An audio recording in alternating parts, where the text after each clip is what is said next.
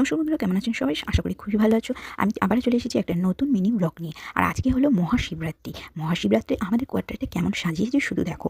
আমাদের এমনিতে এখানটা কিন্তু একটু অন্ধকার অন্ধকার থাকে। পুজো পার্বণের দিনে এখানে যেন আলোয় আলোয় ভরে ওঠে। আজকে বিভিন্ন ধরনের আলো লাগিয়েছে এবং সেইগুলো দেখতে কিন্তু দারুণ লাগছে। মন্দিরের ভিতরটাও ভালোভাবে অল্পর মধ্যে খুব ভালোভাবে সাজিয়েছে। তারপরে তোমরা তো দেখেইছো, আমার শ্বশুরমশাই রেডি হয়ে চলে এসেছে পুজো করতে নিচে। উনি পুরোহিতের কাজ করবেন এখানে আজকে এবং পুজো করবে। তারপরে দেখো মন্দিরের শিবকে উনি এখন যেহেতু তিথি পড়ে গেছে সেই জন্য উনি পুজো করতে শুরু করে দিয়েছে।